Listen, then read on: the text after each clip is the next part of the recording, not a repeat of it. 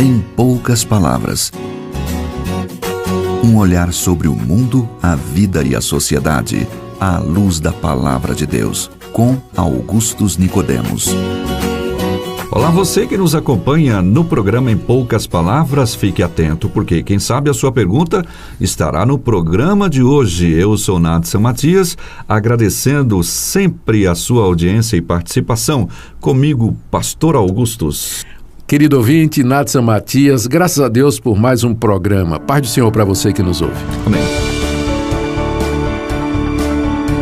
O Antigo Testamento relata em diversas ocasiões que Deus falava com o povo através dos sonhos, visões e revelações específicas com o seu povo e com as nações em geral. No Novo Testamento, temos os exemplos de Ananias, sendo enviado por Deus até Paulo depois de uma visão. Na experiência de Pedro e o centurião Cornélio também, Paulo foi alertado de um evento infortúnio em relação à sua vida pelo profeta Ágabo. O próprio Paulo viu um macedônio em visão dizendo para passar por aquela região e ajudá-los. Como podemos entender estes eventos? Sonhos, visões, pressentimentos. Como a Bíblia trata disso? Tema de hoje é enviado por uma de nossas ouvintes internautas.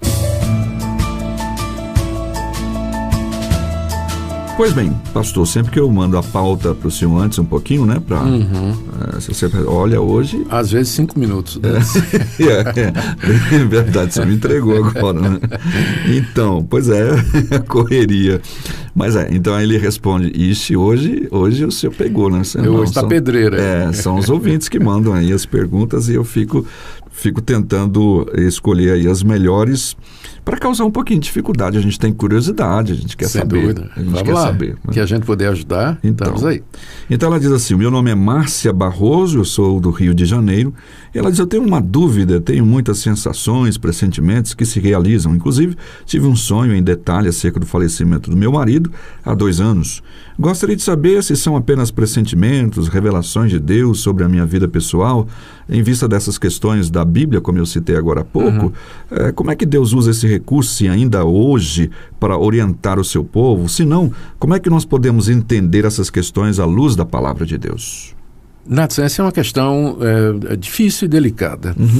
Mas, como sempre, nós vamos tentar abordar à luz da Palavra de Deus. A pergunta é, existe na Bíblia, no Novo Testamento, nas cartas que os apóstolos nos escreveram, alguma orientação do tipo assim, Deus vai nos guiar e Deus vai nos mostrar o futuro através de sonhos, de visões, de pressentimentos ou premonições? A resposta é não. A resposta é não. Não há exemplo na Bíblia, não há promessa na Bíblia, não há nada na Bíblia que nos garanta que Deus está por detrás desse tipo assim. A pessoa tem uma intuição, a pessoa tem uma premonição, uma espécie de visão com relação às coisas futuras. É verdade que você encontra no livro de Atos alguns casos como esse que você mencionou aí. Mas todos esses casos em que alguém recebeu uma revelação de Deus tinha a ver com o destino de outra pessoa ou uma situação relacionada à história da redenção, como é o caso do profeta Ananias, a quem Deus revelou que viria uma fome e a quem Deus revelou que o apóstolo Paulo haveria de ser preso em Jerusalém. Fora isso, você não encontra exemplos no livro de Atos de Deus encaminhando, guiando as pessoas normais, quando eu falo normais, os apóstolos, né? A exceção dos apóstolos, nessas questões cotidianas da vida, não é? Paulo uma vez teve uma visão, quando lá em Corinto, em que Deus apareceu e lhe disse para ele falar e não se calar, porque ele tinha muitas pessoas naquela cidade, né? Muita gente, muito povo naquela cidade. Paulo também relata uma ocasião em que ele foi levado até o 3º céu, onde ele lá ouviu palavras inefáveis que ele não quis revelar. Ele, inclusive, não disse o que é que ele viu lá, né, nessa visão, nesse transporte. Não podia até mesmo dizer. Não podia dizer. E, inclusive, ele levou 14 anos para dizer esse fato. E ele só disse quando foi provocado por falsos profetas na região da cidade de Corinto. Ou seja, a maneira pela qual o Novo Testamento ensina o cristão quanto à vontade de Deus, tem a ver com conhecer os princípios bíblicos, o uso do bom senso, escutar os conselhos e aguardar na providência de Deus quando Deus vai abrindo portas ou fechando portas. Essa questão de sonhos, de revelações, de visões e de profecia, isso é muito subjetivo e acaba concorrendo com a palavra de Deus. Uma vez, Nath, eu fui pregar numa igreja sobre casamento e quando terminei, uma pessoa chegou e disse assim: pastor, tem uma profetisa aqui na minha igreja que fica profetizando a respeito do meu casamento. Eu sou casado com uma mulher descrente. E essa profetisa chega para me dizer constantemente: Deus tem uma serva reservada para você, temente a Deus, que ama a Deus, não é? Esse seu casamento com a descrente não é de Deus e Deus tem uma serva para você. Aí esse homem me perguntou: pastor, essa profecia é do Espírito Santo? Eu disse: meu irmão, não pode ser do Espírito Santo, porque o Espírito Santo já falou através de Paulo o seguinte, está lá em 1 Coríntios 7.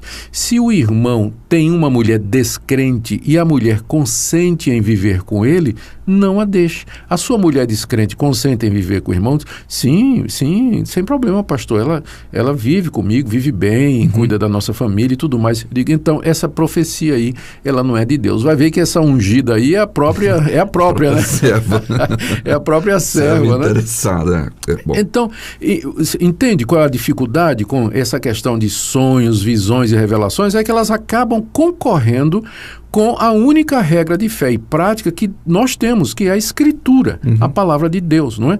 Se é Deus que está por detrás de um sonho, de uma profecia, de uma visão, então estas coisas são infalíveis e são inerrantes e, portanto, elas têm o mesmo peso da palavra de Deus. Então, nós não podemos admitir duas fontes de conhecimento ou de... Especialmente aqueles que dizem, assim diz o Senhor, assim, né? Diz o Senhor, não é? Então, nós temos mais que nos apegar na palavra de Deus, aprender a Bíblia, aplicar os seus princípios no dia a dia e tomar cuidado com estas impressões, sonhos e emoções. Muita coisa é da cabeça da pessoa, muita coisa é dos sentimentos da pessoa e a pessoa precisa ter cuidado porque existem espíritos enganadores. Paulo encontrou na cidade de Filipos uma moça possuída por um espírito de adivinhação, era coisa do diabo. E Paulo expeliu aquele demônio que saiu da vida daquela moça. E diz lá o texto que era uma escrava, né? Que os proprietários daquela escrava, que era dominada por esse espírito adivinhador, ganhavam muito dinheiro com ela. Na certa, porque ela acertava, né? Porque ela predizia o futuro e acertava, batia direitinho, por isso ganhava muito dinheiro. Mas era coisa do diabo, né? Então precisa ter cuidado com isso. Com relação a essa passagem lá de Paulo com a jovem adivinhadora, eu sei que a gente tem o princípio, por exemplo, de que toda verdade é verdade de Deus. Mas a gente tem que importar com a fonte que diz, não? A gente tem que se importar com a fonte que diz, não é? Porque eu entendo o que você está dizendo, porque a moça adivinhou, inclusive, que Paulo e Silas eram servos do Deus Altíssimo, não é? Exato. Mas mesmo assim, Paulo não se impressionou com isso não e expeliu o demônio, né? Estava dizendo a verdade, mas a possessão era uma invasão demoníaca, né? Na vida daquela moça, era um estado de opressão, não é? E de engano. Então Paulo repreendeu e fez correto, né? Expulsando o demônio daquela pessoa. Então, deixa eu dizer mais uma coisa aqui, Nathan. Veja bem, eu não posso dizer que Deus hoje, eventualmente, ele não possa tratar de forma direta com a pessoa. Preveni-la de alguma coisa. Eu não posso dizer que Deus não faz isso, tá? O que eu posso dizer é que essa não é a maneira regular, ordinária, comum, pela qual Deus guia os seus filhos. Eu digo isso com base no Novo Testamento, onde a gente não encontra nenhuma orientação para buscar a vontade de Deus através de sonho, profecia ou coisa dessa natureza. Vamos supor que Deus eventualmente dê uma revelação pessoal, não de uma nova verdade, né, mas uma revelação pessoal a alguém. Aquilo é entre a pessoa e Deus. Como o caso da Márcia. Aquilo é entre a pessoa e Deus. Isso não pode virar doutrina. Ela não pode chegar assim e dizer para a igreja: Deus me revelou que todos nós aqui temos que vestir azul. Tá? Isso não pode, porque você sabe que muitas das doutrinas e práticas erradas no meio neopentecostal vêm exatamente disso aí.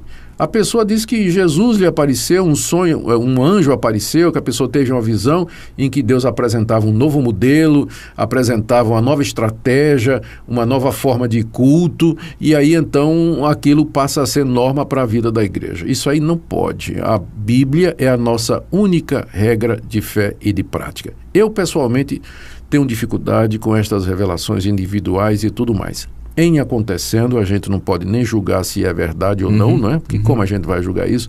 Mas em acontecendo, é uma questão entre a pessoa e Deus, e isso não pode funcionar como doutrina, norma, princípio, ou ter aplicação pública. Aplicação pública é dos princípios da palavra de Deus. Que rege a tudo, né, nessa questão, ou seja, tudo. É a base última dessas questões. Tendo Deus outrora falado muitas vezes e de muitas maneiras aos nossos pais, pelos profetas, nos últimos dias nos falou pelo seu Filho, Jesus Cristo. Que está aí na Bíblia, claramente. Isso. Né? A Confissão de Fé de Westminster, da Igreja Presbiteriana, diz que cessaram aqueles modos antigos de Deus se revelar. Então, nós temos apenas a palavra como sendo a revelação final e última de Deus. Senão a coisa fica aberta, né? A história completamente fica aberta. Como na Igreja Católica. A Igreja Católica acredita em revelação continuada e progressiva, e é por isso que eles adicionaram à teologia bíblica questões que não estão na Bíblia, como o purgatório, a adoração de Maria, mediação dos santos e uma série de outras coisas. Tá bom. Bom, vamos chegando ao final do programa. Lembrando aqui, inclusive, que o senhor falou agora há pouco, que é uma coisa que eu ouvi certa feita, alguém dizendo algo, e ele dizendo, olha, eu testemunhei um determinado apóstolo, né, nesses tempos atuais, dizendo tais coisas, e aí a gente foi confrontar, poxa, mas não está na Bíblia. Sim, mas eu falei. Pois é. Tá. Se é apóstolo, né? Eu falei, então tá dito. O problema é exatamente essa nomenclatura, né? Apóstolo.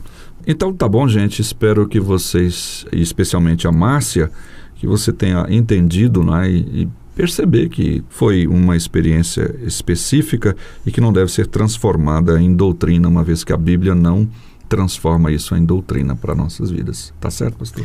É isso aí, Nathan. Eu diria para ela para não depender disso, não se impressionar com isso e orientar a vida dela pela palavra de Deus, porque provavelmente muito disso que ela experimenta é da cabeça mesmo, das emoções e dos sentimentos. Tá certo. Bem, ficamos por aqui com mais um programa, mais uma edição do programa Em Poucas Palavras, e esperamos você num próximo programa, pastor. Muito obrigado pela sua audiência, querido ouvinte. Até o próximo programa.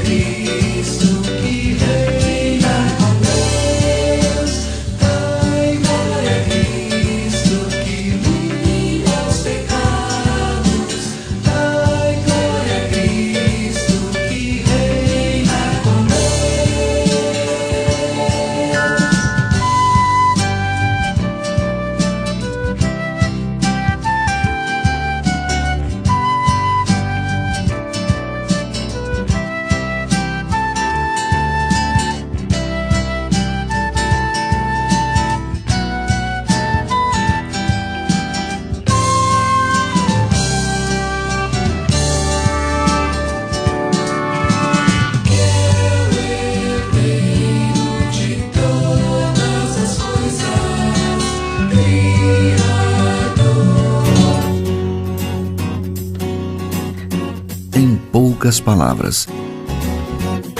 Um olhar sobre o mundo, a vida e a sociedade, à luz da palavra de Deus. Apresentação Nathan Matias. Comentário Augustus Nicodemos. Um programa da Primeira Igreja Presbiteriana de Goiânia, Rua 68, esquina com 71 Centro. Visite o nosso site www.pipg.org. Apoio Seminário Presbiteriano Brasil Central, Goiânia.